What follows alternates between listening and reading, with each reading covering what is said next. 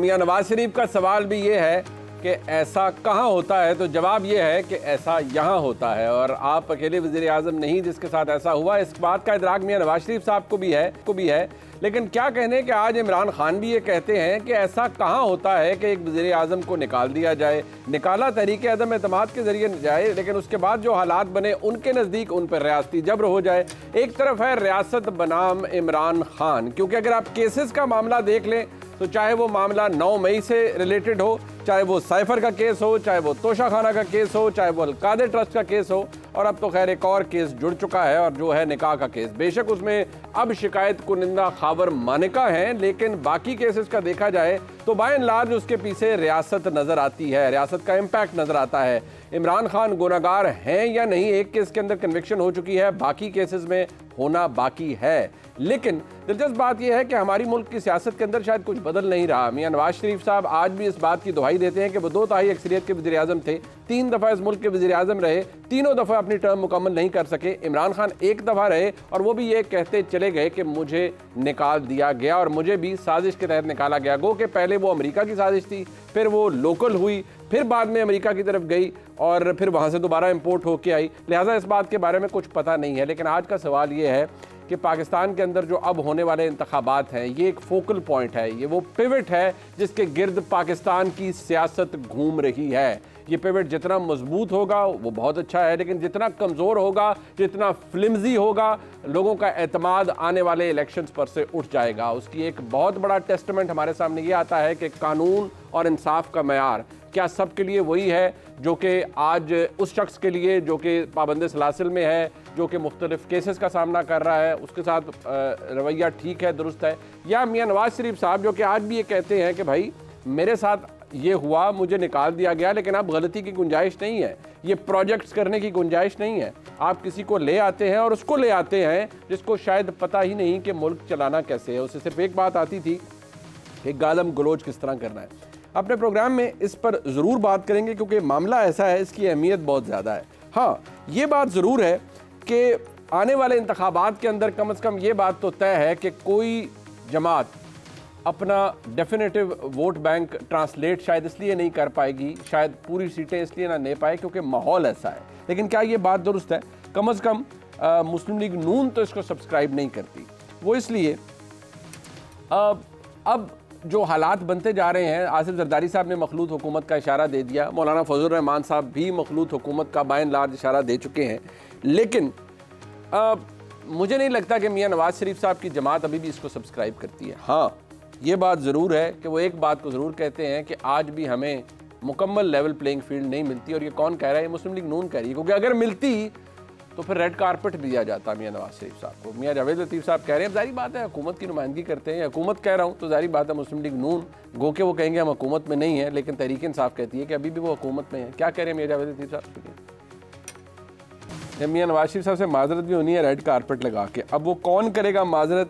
वो तो खैर कुछ अर्सा पहले मियां नवाज शरीफ साहब ने जिक्र किया, लेकिन फिर जाहिर बात है उसको थोड़ा सा बैकफुट पे रखना पड़ा सब कुछ। लेकिन हालात बदल चुके, वक्त बहुत सा गुजर गया, लेकिन शायद हमारे मुल्क की सियासत उन्हीं दायरों के अंदर घूम रही है। मंसूर साहब, प्रॉब्लम ये है कि एक तरफ मैंने कहा ना रियासत बनाम इमरान खान, वो मैं इसलिए कहा है ऑन पर्पज़ कहा है कि वो कहते हैं कि हमारे खिलाफ तो जो कुछ हो रहा है बेनिफिशरी मियां नवाज शरीफ साहब हैं, केसेस देखे टनों के हिसाब केसेस बन गए हैं और इमरान खान को रगड़ा दिया जा रहा है। वो कहते हैं रियासती जबर है। इधर मियां नवाज शरीफ साहब का जो मेन आर्गूमेंट है वो ये कि यार चलते चलते एक वज़ीर आज़म को फ़ारिग कर दिया जाता है। बट द डिस्टिंक्शन इज़, आज भी तहरीक इंसाफ कहती है कि नहीं, इमरान खान ठीक थे, उनके साथ ज्यादती हुई, मियां नवाज शरीफ साहब करप्ट थे, जो उनके साथ हुआ वो कानून के मुताबिक ठीक हुआ। देखिए, बहुत शुक्रिया मुनीब साहब। एक साहब ये जिन्होंने ये इद्दत के दौरान निकाह वाली जो पिटिशन की हुई थी, आप पता नहीं नाम याद? पता नहीं, कोई अननोन सी पर्सनालिटी, वो विड्रॉ हुए और अब मानिका साहब। जी। और ये सब कुछ 24 घंटे के अंदर हुआ है। वो जो साहब है ना, चले उनके 1 मिनट के नाम रख लेते हैं, पप्पू। हाँ, पप्पू के नाम रख लेते हैं उसका। वो जो पप्पू है ना, उसके मोहम्मद हनीफ साहब थे। मोहम्मद हनीफ, चले मैं अच्छी बात है अपने मोहम्मद हनीफ। ये जो मोहम्मद हनीफ है ना, ये इस मुस्लिम लीग नून, पाकिस्तान तहरीक इंसाफ और पाकिस्तान पीपल्स पार्टी से सबसे तगड़ा आदमी है। सबसे तगड़ा, सारे नोगे लाए। मतलब वो पहले कई महीनों से ये केस पहले चल रहा था, फिर ये नाकाबिले समात हुआ, फिर इसकी वो इसलिए हो जाता था, वो कहते थे लोकल स्टैंड ही नहीं है बंदे का। मतलब ये शख्स जो है, ये मोहम्मद हनीफ, ये इतना डेडिकेटेडली इस केस के अंदर जो है वो सब कुछ कर रहा था, चलता जा रहा था, तूफान आए, आंधी आए, ये पीछे नहीं रुक रहा था। लेकिन उसके बाद सडनली वन डे इसको होश आता है कि नहीं, मेरा तो कोई लेना देना नहीं है, और वो पिटीशन वापस लेता है और 24 घंटे के अंदर खबर मालिका साहब की स्टेटमेंट जो है वो रिकॉर्ड हो जाती है। कमाल है। वैसे दूसरी बात, ये जो माफिया शाफियों की बातें हैं ना कि जी पहले माफी मांगी जाए, नवाज शरीफ साहब कहते हैं पहले माफी मांगी जाए। हुजूर, माफी आपसे तब मांगी जाए पहले अगर आप IGI की माफी मांगे। माफी आपसे तब मांगी जाए जब बताया जाए कि 90 के इंतखाबात के अंदर आपने क्या क्या किया था। माफी आपसे तब मांगी जाए जब आपको गिरफ्तार किया गया था और उसके बाद आप यहाँ पे एक अदर डील करके सऊदी अरब किस तरह चले गए थे। माफी आपसे तब मांगी जाए जब आप काला कोट पहन के जो है वो कोर्ट में पहुंच गए थे मेमो गेट के अंदर। वो क्यों पहुंचे थे, किसके कहने पे पहुंचे थे? गलतियां सबकी हैं, बहुत गलतियां। अब ये अहमद अवैस साहब थोड़ी देर पहले जब एग्जांपल्स दे रहे थे तो उन्होंने कहा सुप्रीम कोर्ट के ऊपर हमला किया है। 9 मई को हमले करने वाले सुप्रीम कोर्ट के हमले की बात नहीं करें तो मेरे ख्याल में बेहतर होगा, क्योंकि वो भी तो मैंने और आपने उस दिन अपनी आंखों से देखा था वहाँ क्या हुआ। तो बराए मेहरबानी आप लोग सुप्रीम कोर्ट पे हमलों की एग्जाम हम दे सकते हैं, आप भी दे सकते हैं, ये एलिजिबिलिटी आपके पास है। आपने तो अभी तक जो है वो किसी डरबे के ऊपर भी हमला नहीं किया होगा। नहीं करेंगे तो मुझे और आपको तो पहले डाल के लेके मुर्गी की तरह और यहाँ से पकड़ के ऐसे करके फेंकेंगे। तो बराए मेहरबानी इस तरह की एग्जाम्पल, आप दोनों के कबर्ड्स के अंदर ना बहुत बड़े बड़े स्केलेटन्स मौजूद हैं। और दूसरी बात ये, मैं फ्रैंकली मैं खुल के जरा बात करूंगा, एस्टैब्लिशमेंट की गोद में पल के जो सियासतदान ऊपर चढ़ते हैं ना और उसके बाद एस्टैब्लिशमेंट जब नीचे से कुर्सी खींचती है, माजरत के साथ हमसे हमारे दिल में आप लोगों के लिए कोई हमदर्दी नहीं। मतलब आप ये कहते हैं फिर उस मेयार पर इमरान खान साहब भी उधर ही हैं और मियां नवाज शरीफ साहब भी उधर ही हैं। तो ये म्यूजिकल चेयर चलता रहेगा आपके ख्याल में? चलें, आज ये तारीख चल रही है ना, 2023 चल रही है, ये थोड़ी देर पहले आज देख लीजिएगा, हो सकता है 2027 2028 आज से कई साल के बाद यहाँ पे अहमद अवैस साहब जो हैं वो एक दिन मीडिया से गुफ्तगू कर रहे हों बतौर वफाकी वज़ीर कानून। हाँ, और आगे से कह रहे हो सकता है अटॉर्नी जनरल कि हमें अभी भी लेवल प्लेइंग फील्ड नहीं मिल रही जब तक इमरान खान से माफी नहीं होगी, भी वो ये कहेंगे हमें लेवल प्लेइंग फील्ड जब तक इमरान खान से माफी नहीं मांगी जाती है, उसके लिए रेड कार्पेट नहीं बिछाया जाता, तब तक नहीं। तो ये हिस्ट्री का पहिया है, इसने इसी तरह ही चलते रहना है। और इनको पता है, ये नहीं कि इन दोनों को नहीं पता, इन दोनों को इस बात बड़े काबिल एहतराम है, दोनों मेहमान आपके, उनको पता है इस बात का कि ये चलता है, इसकी एक लाइफ साइकिल है, उस लाइफ साइकिल ने खत्म होना है, फिर हमने जाना है और हमने मार खानी शुरू करनी है और दूसरी साइड जो है ना वो मजे करेगी। एक बात है मंसूर साहब, जरा मैं ब्रेक लेता हूँ। एक बात इशू है कि अब आप करीब हैं, तकरीबन 2 महीने का वक्फा रह गया है इंतखाबात में। अब मसला ये है कि एक थे फॉर्मर लाडले यानी जनाब इमरान खान साहब, और अब मियां मुस्लिम लीग नून पर यह थप्पा लग चुका है कि वो नए लाडले हैं। गो कि मियां नवाज शरीफ साहब बार बार वार्न करते हैं सबको कि भाई जो तजर्बे हो गए वो नहीं कर रहे हैं और वो खुद को डिस्टेंस कर रहे हैं इस पूरे इंप्रेशन से।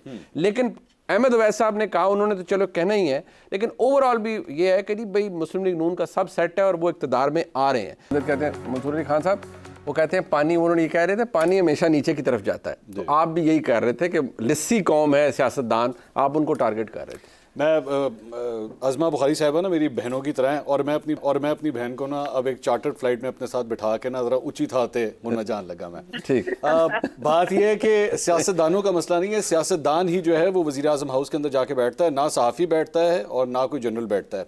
दूसरी बात यह कि आए मेरे साथ उचित हाथे चलने हैं, बैठ के कमिट करें, ऑन स्क्रीन आज कमिट करें अज़मा साहिबा कि जनाब जैसे ही हम लोग हुकूमत में आएंगे वो तमाम अफराद जो छुप छुप के लोगों की रिकॉर्डिंग्स करते हैं और गैर कानूनी तौर पे करते हैं, हम उनका एहतसाब करेंगे, ले उनके नाम लेते हैं। आइए मेरे साथ बैठ के कमिट कीजिए कि जो अफसर जो ऐसा शख्स, चाहे वो ब्यूरोक्रेट हो, जनरल हो, जज हो, कोई भी हो, आइए उनका हम बैठ के एहतसाब करेंगे कि किस तरह वो बैठ के हुकूमतें बनाते हैं और गिराते हैं, उन सब का एहतसाब करेंगे। मेरे साथ बैठ के आज कमिट कीजिए सेनेट के अंदर सादिक संजानी के लिए जब आपके 14 वोट इधर से उधर हो गए थे, आप उसकी तहकीकात करेंगे और उनको उठा के जेलों के अंदर फेंकेंगे, अब पीछे नहीं हटेंगे।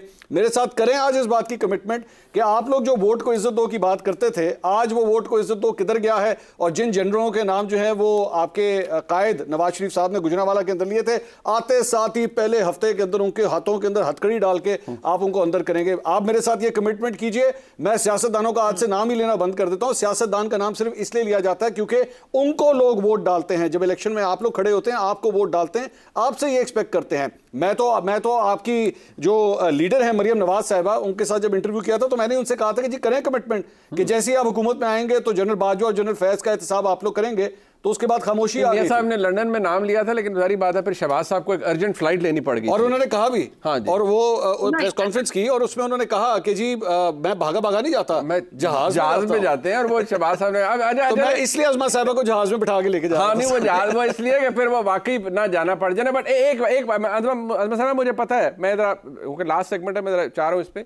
एक बात फैक्ट है कि क्या वाकई ऐसा है कि हमारे मुल्क में हकीकी इक़्तिदार को हासिल नहीं कर सकता जब तक उसको कबूलियत का फैक्टर ना हासिल हो, और ख़ास तौर पर एस्टैब्लिशमेंट की जानिब से? ये एक फैक्टर है। Is it a ground reality? There is no denying the fact, there is don't, लेकिन प्रॉब्लम ये है कि जब ये कबूलियत आती है तो तमाम वो चीज़ें जिसमें जब ये कबूल नहीं होते और जिसमें उस वक्त ये आवाज़ उठाते हैं, उसकी तरफ से आंखें फेर ली जाती हैं। ये लाकानूनियत, ये जानते हैं इस बात को कि आने वाले इलेक्शंस की क्रेडिबिलिटी में सवेर सवालिया निशानात हैं। अज़मा साहिबा जानती हैं इस बात को, मैं कसम खा सकता हूं इस बात को कि अगर ये मेरे साथ प्राइवेटली बैठेंगी तो ये एक्सेप्ट करेंगे इस बात को कि 2024 के इलेक्शंस की क्रेडिबिलिटी पे बहुत बड़े सवालिया, बट दे विल नॉट से इट ऑन पब्लिक, अभी भी नहीं कहेंगी।